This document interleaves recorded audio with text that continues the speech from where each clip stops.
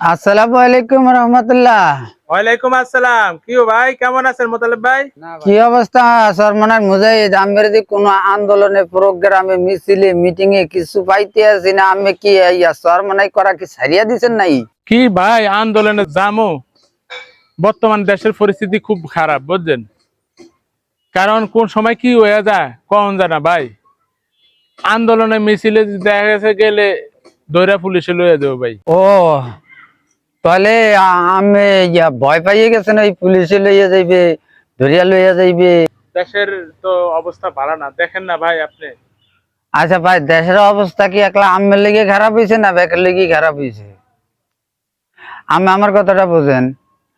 এই যে আমি যে দুঃখ প্রকাশ করতে আছেন যে ধরে লইয়া যায় নাকি, ইমানদার তো কোনোদিন এরকম ওই কথা বলতে পারে না। জেল জুলুম, জরিমানা, এই সমস্ত এগুলি হয়ে আইছে হবে, এটা কোনো ব্যাপার না। আপনি ইনশাল্লাহ আমাদের লগে আন্দোলনে যাবেন। হ ভাই, এমন বহুত ইমানদার দেখছি, বুঝছেন? ইমানদার বড় বড় ইমানদারের তো ধরে লয়ে গেছে। মামুনুল লোকের মতো লোক তারে ধরে লয়ে গেছে। রফিকুল ইসলাম মাদানি তার মতো লোক ধরে লয়ে গেছে। এরপরে আরো অন্য আমির হামজার মতো লোক ধরে লয়ে গেছে। আর আমি তো ভাই তুচ্ছ খাচ্ছ লোক, কথা বুঝছেন? আমরা হইছি গরিব মানুষ, আমরা দিন আনি দিন খাই ভাই। আমরা এই আন্দোলন প্রোগ্রামে গেলে অনেক রিস্ক ভাই, এজন্য ভাই যায় না, কথা বুঝছেন? আপনারা গেলে যান। ভাই, আপনি যে কথা কইছেন কথার সাথে কিছু যুক্তিসঙ্গত কথা আছে। কথাটা হইল গিয়ে কি, ইসলামী আন্দোলন এমন একটা দল যারা শান্তি এবং শৃঙ্খলা বজায় রাখি এরা কাজ করে। এরা এরম কোনো উচ্ছৃঙ্খল কাজ এরা করে না, কথাটা বুঝছেন? তো এগুলা ভয় পাইলে তার আমরা চলবে না। ইনশাল্লাহ আগে যাবে, হাতি হাতি পা পা করে আগে যাবে ইসলামী আন্দোলন বাংলাদেশ। ও, আপনি কইতাছেন ইসলামী আন্দোলন শান্তি শৃঙ্খলার সাথে কাজ করে, তারা কোনো উশৃঙ্খলার ভিতরে নাই, এই তো?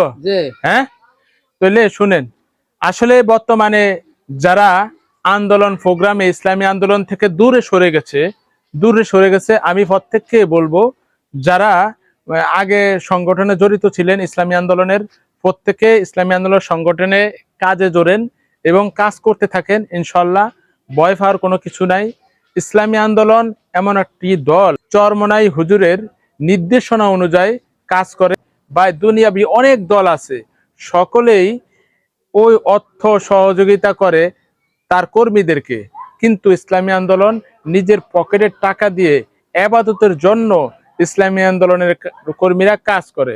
এজন্য আপনারা হয়তো এ দুনিয়াতে আপনারা কিছু পাচ্ছেন না যারা ইসলামী আন্দোলনে কাজ করেন, কিন্তু আখেরাতে এর যা যা অবশ্যই পাবেন। আপনাদের উদ্দেশ্য হয়েছে একমাত্র আল্লাহকে রাজি খুশি করা, এজন্যই পাবেন। তাই বলছি, যারা এখন ইসলামী আন্দোলন থেকে অনেক দূরে সরে গেছেন, তারা ইসলামী আন্দোলনে আবার কাজ করা শুরু করেন।